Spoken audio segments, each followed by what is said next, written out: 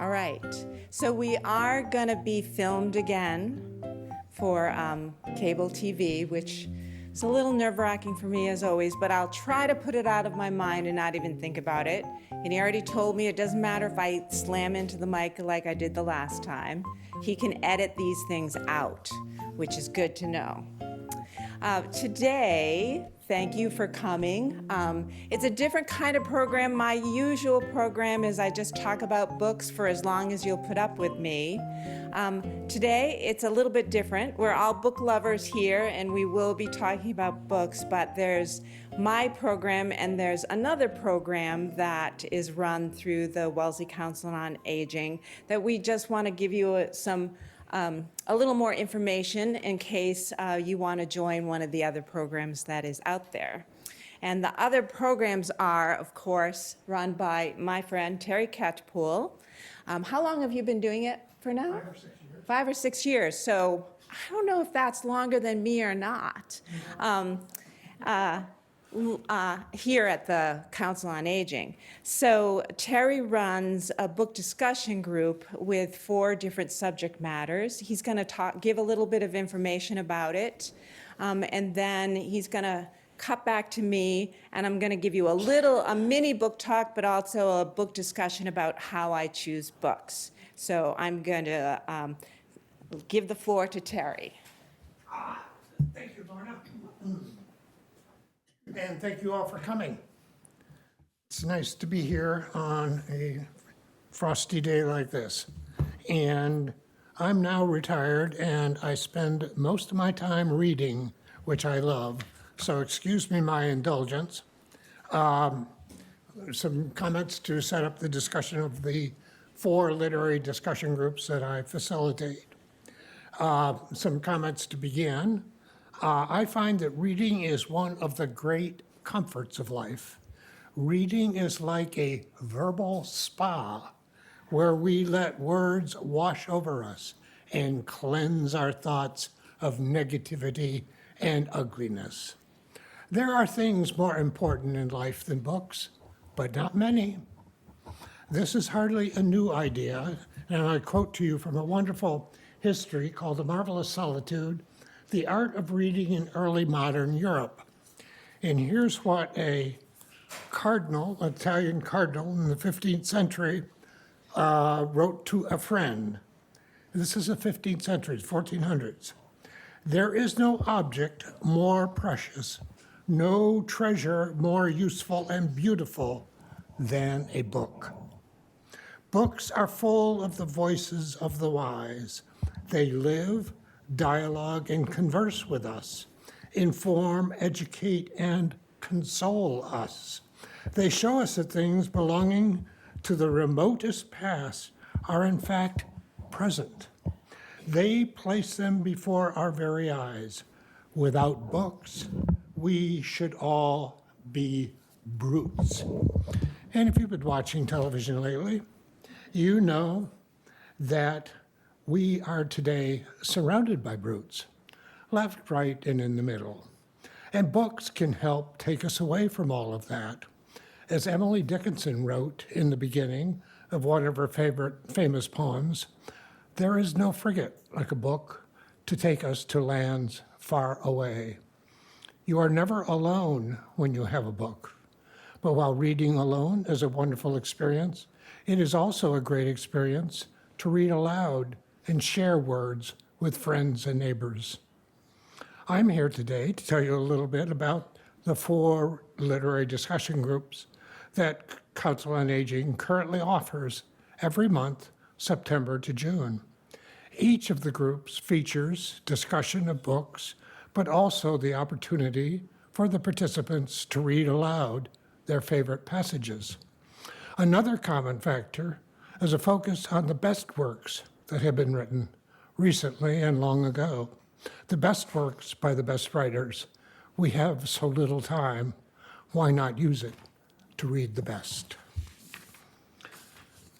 Next, I will give you a brief rundown of the 4 discussion groups, but 2 important points to begin. I tell everyone that these discussion groups are not classes, and I am not a teacher. These are collegial interactive discussions in which everyone is encouraged to participate. But if you want to just check them out, you are welcome to come, sit and watch to see what it's like. No absolute need to participate. The 4 groups are usually the first Wednesday of every month. We do a world history discussion group. The last one a couple of weeks ago was a terrific book called Getting Out of Saigon, in which a very young 26, 27-year-old clerk for Chase Manhattan Bank in Vietnam, Saigon, was given responsibility to get 70-plus Vietnamese employees in Saigon of the Chase Manhattan Bank on a plane out of the country before the Saigon government fell. And it's his personal story of how he pulled it off. And it was a terrific read and a terrific discussion. The next one coming up is a book called Fifth Son, A New History of the Aztecs. Turns out the Aztecs were a very prolific community of people, and they had a lot of written records of their history that have never been used by historians. And this is a new history based on the writings of the Aztecs themselves. So that would be great. The next group each month, the second Wednesday usually, and these are all from 1 to 2:30 in the afternoon upstairs, is a poetry discussion. We are right now in the midst of a discussion of John Milton's terrific poem Paradise Lost, considered one of the great works up there with Shakespeare of English literature. We read the first 6 books of Paradise Lost and discussed that earlier this month. And next month in February, we'll do the second 6 books, 7 through 12. And after that, we'll spend 2 months discussing a brief collection of the words of the poems of William Wordsworth, one of the great early romantic poets, and then 2 months on the works of John Keats, another great romantic poet. And these will be based on collections published by the Dover Thrift Edition Publishing Company and available at Wellesley Books. So those should be great fun. And again, we go around the table reading the poems, discussing them. Everybody participates who chooses to. And it's a great way to enjoy some of the great works of English literature. And after that is the Shakespeare discussion group. And this is the one that's been going on the longest for 6 or 7 years. And again, we go around the table and whatever part comes up next, and you're next in line of going around the table, you read that part throughout that scene. And it doesn't matter gender specific, it's male, female, you get to read it and participate in, and then we discuss the passages as we read them. And it doesn't take any special knowledge of Shakespeare to participate and enjoy it.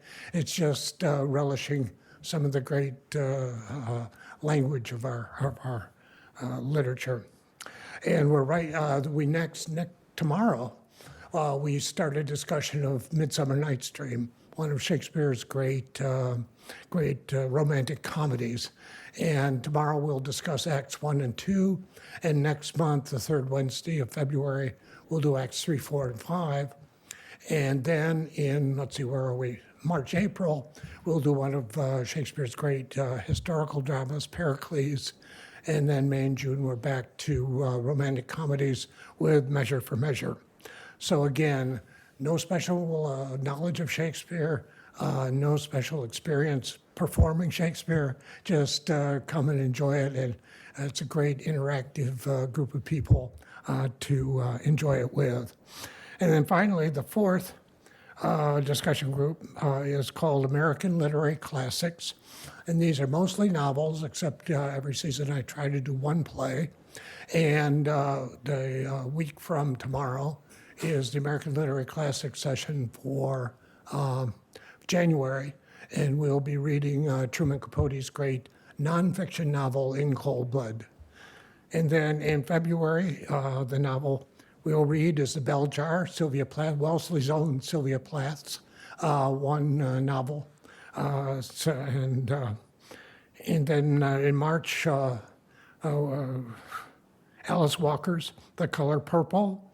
And then August Wilson's terrific drama, Fences. And then, I don't know if you're familiar with the works of Raymond Chandler. He's usually pigeonholed as a crime novelist, but he is just a terrific novel. We'll be reading in May his novel, The Long Goodbye. We previously read his novel, The Big Sleep. And he also did Farewell, My Lovely, and a couple of others that are really, really great. And then finally, in June, the final session for this season of American Literary Classics is Gertrude Stein's autobiography of Alice B. Toklas. And it's supposedly the autobiography of Alice B. Toklas, but in fact, it was written by Gertrude Stein. It's mostly about her and her life in Paris in the 1920s. And then finally, in March, we're launching a new discussion group. But what's different about this one is it will not be about assigned readings, as I've just been discussing. It's about what you're reading. And in fact, the name of the group is Tell Us What You're Reading. And the first one will be March 13th, a Thursday from 1 to 2:30, and then following month, April 10th. And I'll be facilitating that along with Polly Conlon. Is Polly here today? Polly, thank you. And we're looking forward to and invite you all just to come and, again, go around the table. What are you reading? If you have a favorite passage or two, please share it with the rest of us. And you'll probably, and you also works that you would recommend to others, a lot of them no doubt available at Wellesley Books. And we'll keep Lorna up on what we're doing. So the description in the newsletter, as you'll read it, is that participants share their recent reading experiences and recommend books that others will enjoy. No reading assignments, just talk about what you're reading. So nothing could be more fun than to read. You're never alone when you have a book, but it's even more fun when you can come and share them with your friends and neighbors. So that's my comments. Before I turn it back to Lorna, any questions, please? I'm sorry. Schedule in the newsletter. Yes, every 2 months. And yeah, we project out, I think, 4 or 5 months as to what's coming up, and then how many pages each book is. So I try to keep them around 300 pages because I don't want to, saddle you with something that's onerous and takes more time to get through. So, anything else? Yes, please. Does one have to sign up for it, or can They prefer you to sign up so they know how many are attending, but we have plenty that just show up. Sort of less. But we also have plenty who sign up and then don't show up. So it can go both ways. Anything else? Again, thank you for your attention. Thank you for coming. Over to you, Lorna. I do love that idea of the last group that Terry is talking about, the new one, of talking about what you like to read. My hometown library actually did something like that. We did it once a year, though, and it was groups that just anybody from the library could come, and you just told the librarian ahead of time, and she'd do up a list, and she'd get the cart full of the books to borrow. But she called it a book potluck. And we actually would, because we only did it once a year, we would actually bring a dish to share, a dessert to share, and then 2 or 3 books that we loved. And then we just went around the circle and just talked about the books that we loved. And since we had a list, you'd walk away from that kind of meeting knowing that there was a whole new pile of books that you wanted to read that you may or may not have time to read. But it's just great for people to get together and talk about books. No, I know. Well, I think the librarian figured it was, it does help every once in a while to just, throw in some cookies and makes everything go down better. But yeah, we had a book food one. But yes, Terry's will only be books, but certainly well worth showing up for. So my name is Lorna Ruby. I recognize some of your faces from being at my previous book talks. Usually I'm just here twice a year, once in the spring and once in the fall. And I have a list with me and I bring the books, and I talk about what's new, what's popular, what I think you would like to read, and I certainly do a big selection of things that I have read. So today I wanted to join Terry in talking about how great programs are here at Wellesley Council on Aging. But because it's me, I also brought a little stack of books because I couldn't not. But I also wanted to have the floor open if anyone had any questions. My job is a spectacular job. It's a unique job. I did go to college not to become a book buyer, but when I was studying psychology at Framingham State, I got a part-time job at the Laureates that was in the old Shoppers World. And it sort of changed my career path.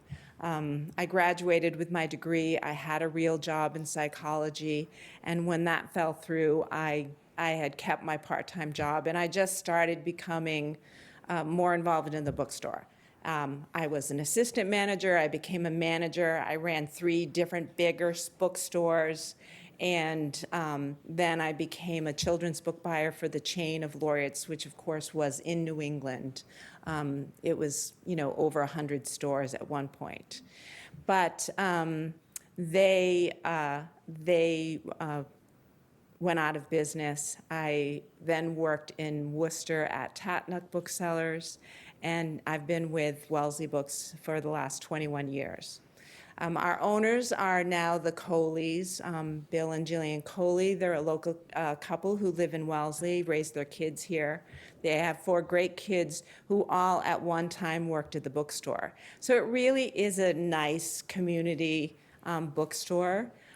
Because I'm the buyer, I'm in the basement, so you don't always see me at the bookstore. But I always encourage people who come to my book talk, if you're ever at the store and it's Monday through Friday, maybe like 10 to 5, you can always say, hey, is Lorna here? I want to ask her a question, and I will come up from the basement. And bonus, if you bring your dog into the bookstore, because we are a dog-friendly bookstore, and I love getting to know people's dogs.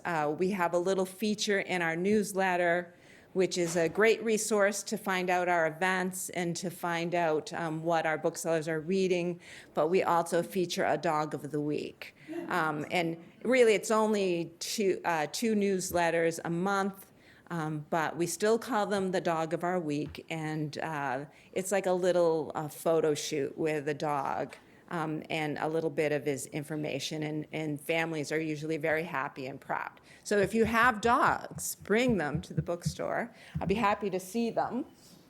I also brought, because a lot of people ask me how I keep track of everything that I've read.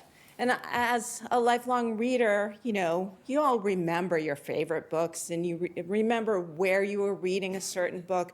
That's part of readers, I think, part of our DNA. But it always helps to write things down. So I have 2 notebooks that I have running. This is actually my second notebook for audiobooks. Because I drive an hour to get to the bookstore, I listen to books on audio in my car. And as a side job, I'm also a judge for an audio award. So those are audios that I have to listen to and judge, and they go on to win awards. Not just from my say-so, from a lot. But I just keep a very simple book that has the title, the author, and on the audio side, and this goes on for pages and pages and pages, I do a 4-star system just so I have a memory of if I liked it.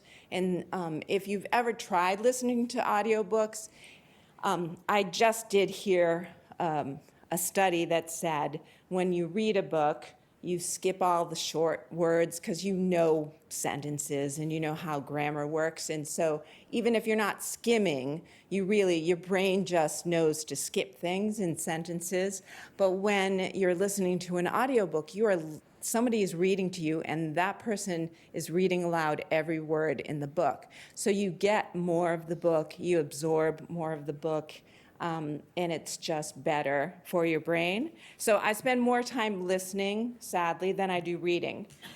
But this is my notebook that I keep with just the title of the author and what number it is. And I just write down every book that I read a year. This is every audio I listen to in a year. And that's how I keep track. How long have you been doing that? The book goes back to when I lost my job at Laureate's, so it goes back to the 80s. I started at Laureate's in 1978, and I became a buyer in 89, and I think they ended in 19-something, whatever my resume says. So you've But read how many? Oh, well, I haven't counted up. I can usually read about 30 books a year, which sounds low, but it's usually like almost 100 audiobooks, sometimes more. So I combine the numbers because I really have ingested that many books. But I just keep track of it just so I can refer back to, and it was nice to get the totals at the end of the year. I think it was 115 of the I thought audio. you were keeping from the beginning. Oh, no. Yeah, so you were gonna say. No, okay, no, no, read I about didn't actually, 5,000. no, I started it, I don't even have the year there. But, yeah, no, I didn't start, but, until recently. So, the other thing that I usually do when I bring books with me, I bring a couple of handouts from the bookstore that I get. And so I brought those with me today, and you don't need to take them, but I'll have them up here. One is the Indie Next list. This is a list for January of some of the books that have come out in January that have book reviews written by people like me who work at independent bookstores. So when I'm doing a book talk, I often say, well, you can hear my description of the book, but then you can also read some other bookseller's idea of it. So this is the January pick that has new books. And then the other thing, if anyone here is in any kind of reading group, there are sometimes the independent booksellers puts together a list of books, suggested books for a reading reading groups.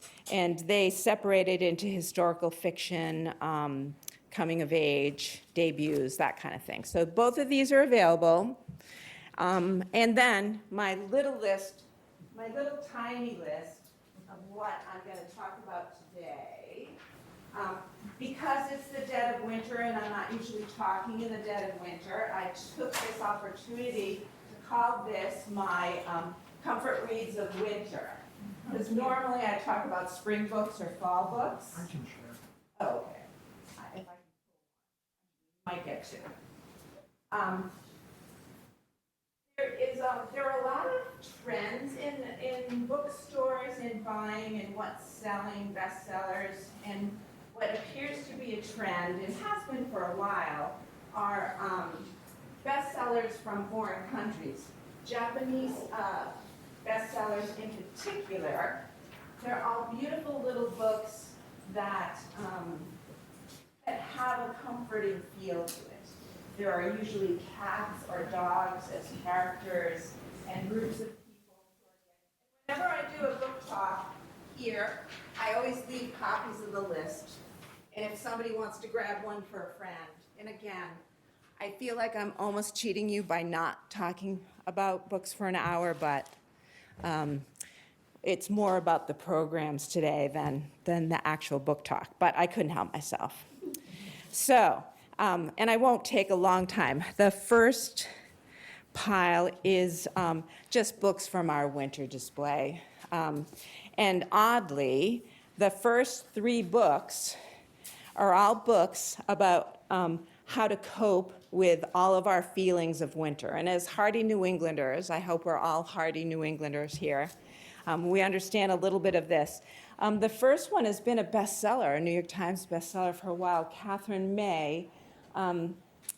It's more of an inspirational kind of thoughtful book, and her subtitle is The Power of Rest and Retreat in Difficult Times.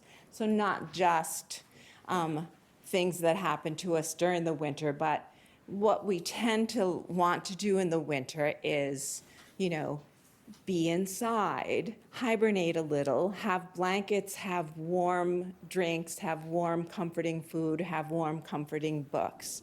And as Terry said, a book really can be an escape. I mean, I read for pleasure, but I also, because I've always loved books, but I also read to take my mind off of things, take my mind off of worries. And so these three, Wintering, Self-Care for Winter, 7 Steps to Thriving in the Colder Months. I mean, these are books that have been published, so they know what they're talking about, right? I love this. The author's name is Susie Reading. Kind of perfect. She was destined to be an author. And How to Winter.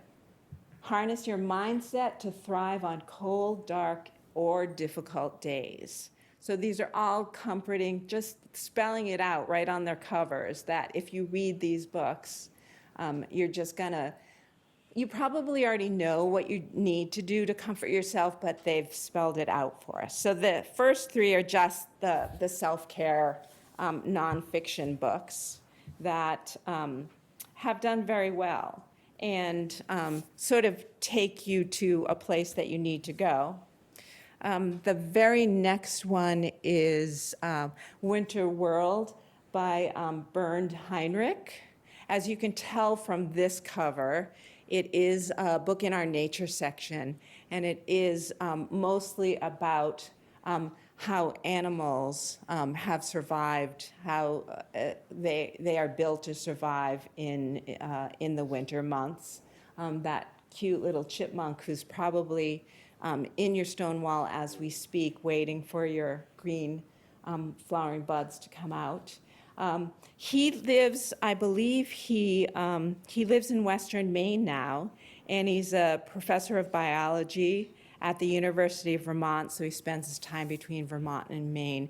And I find reading about nature and animals very comforting, and so that's what this one is.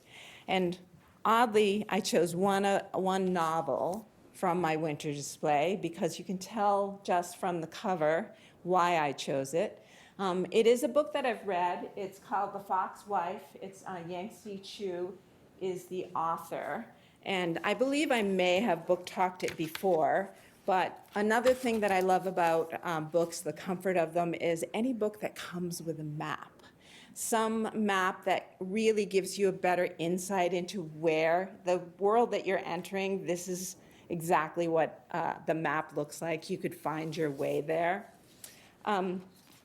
It is a novel set in China, and it's 1908, and there's a young woman who is looking for her child.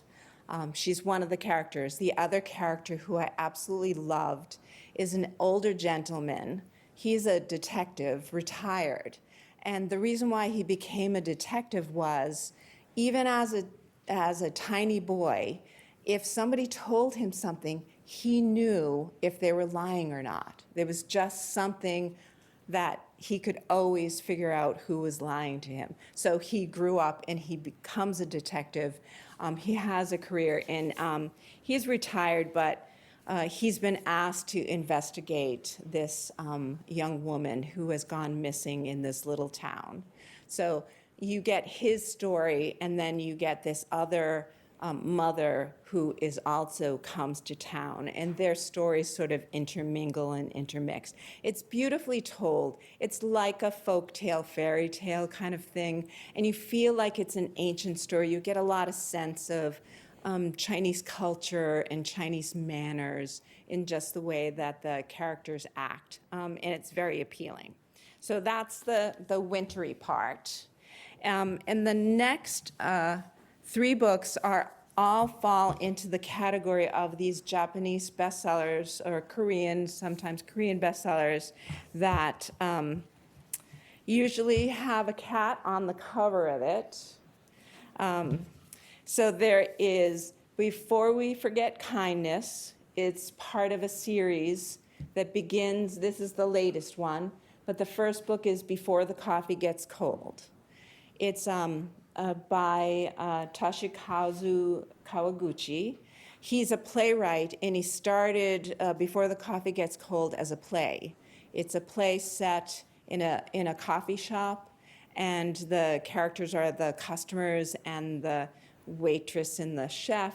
And when you go into that coffee shop, there's a particular table. You sit at that table. A certain waitress brings you a cup of coffee and pours the coffee, and you travel back in time to a place. You can't change anything, you can't do anything, you just travel back in time, and before the coffee gets cold, you have to come back. You have that short amount of time. And it sounds like a curious thing to be happening, but it really does work.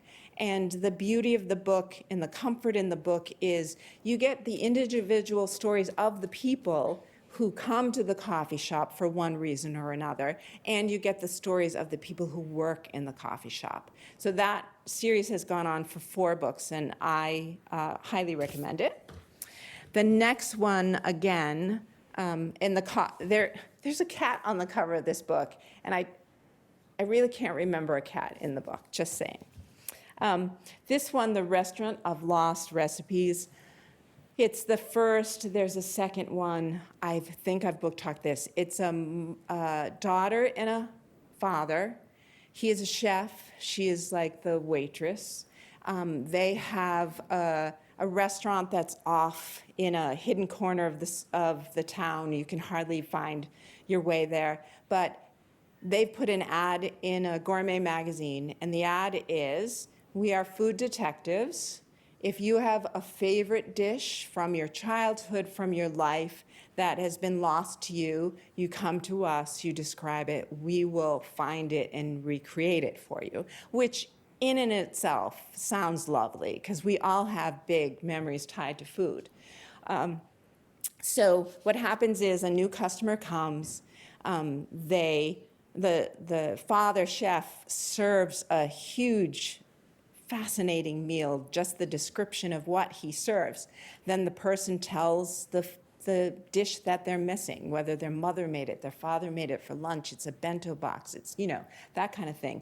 The daughter takes him to an office, gets all the details, and he or she is told to come back in 2 weeks. And the father, who was a former police detective, recreates the dish, and then they describe what little things they had, who they had to find, and what they had to do. And it happens over and over again, and it really is lovely and very comforting. So there's that. And the last one, Yeonam Dong's Smiley Laundromat by Kim Ji-yoon. There is a cat on top of this. I am actually reading this now. There's 3 short stories, but they center around this town that has a laundromat, and people who go there just marvel at how great the laundromat is. I've been to laundromats. I've never felt that way about a laundromat, but maybe this one because of the smiley part. But there's a counter, a table, and somebody has left a green leather journal. And in this journal, people have started to leave messages. And the messages, sometimes they're just how they're feeling, sadness, happiness, or something that's bothering them. And other people who come to the laundromat answer them. So there's an elderly man. He lives alone. He's 80, and he's near the laundromat, and his dog wets his blanket, and there's nothing to be done. He has to go to the laundromat. His washing machine hasn't worked. And he notices the notebook, and he reads a sad message, and he decides he's going to reply. And so that's the first story, these people coming together. It's really kind of amazing and well done. The second one also has a tiny connection to the laundromat. And I've done the first two, and I think there's one more. So I don't know how everything is connected if groups from one story get to know the other. I know that the elderly man has a dog, but I have yet to meet the laundromat cat, so I'm not quite sure if that happens, or if, I know cats are popular. I know Wellesley's more of a dog town. I grew up with both, so I'm equal opportunity, and why I love to see your dogs, because I only have a cat. But I think their culture, any publisher would put anything on a book if they thought it would sell the book, and people do judge books by their covers, and I think that's part of the charm of each of these books. They make them small, and they also make them look very appealing, and if the story works. And again, they're being published in Japan first, and then American publishers are choosing to bring them over and publish them in the US. And they don't always have the same cover. If you've ever traveled abroad in the airport in England, you can see the cover of a very well-known American book that looks nothing like our covers. So, the cover part of the publishing industry is always very interesting. And as a buyer, I see the catalogs from all the publishers, and I make the choices based on that. And in the old days, you always had a cover.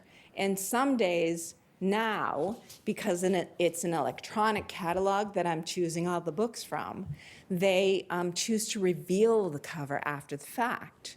And I, along with other book buyers, are like, well, why would we buy this unknown author? Maybe the story sounds interesting, and maybe you're printing a lot of them, and maybe there's some connection here, but why would we buy it if we didn't know what the cover looked like? So that's just one of the elements that I as a buyer am intrigued by the covers, and you as the reader are obviously intrigued by the cover, but you don't turn around to sales reps and say, yeah, I don't know that anyone's going to buy that cover.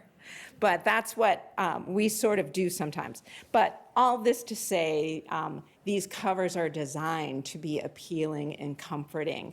And the covers are usually trying to say something to engage you. And so we do, that's your first glimpse of the book. You may come to the bookstore and read a little staff rec that says what one of our booksellers read about it, but it's still, the cover is the first thing. It has to tell you whether you're intrigued enough to read more about it. And a lot of times, the people in publishing, there are arguments about the cover. And authors get to a certain point where they're famous enough that they can suggest or choose a cover, like Ann Patchett. Her last book, Tom Lake, had this beautiful painting on it, and she knew she was writing the book she was writing, and she saw the piece of art, and she sent a picture of it to her publisher and said, this is the cover, this is the book that I want on the cover of my book. So people who it's their first book, and they're just excited to get it published, don't mind, they can say, put anything you want on my cover. Those are the books that I brought. And, somebody came late, and I'm going to hand her a list. But again, I don't have the dates. I'm usually here in May, and I think I'm here in October for the spring and for the summer reads, and for the fall reads. So the next time you see me, I will have piles of books, surrounded by books, and I'll be ready to talk about all of them. And as I said, sometimes it's I've had the time to read or listen to the book ahead of time. and other times I haven't, but I always try to give the best information that I can. I actually had pens too, which I always bring, but I didn't hand out. But thank you for coming.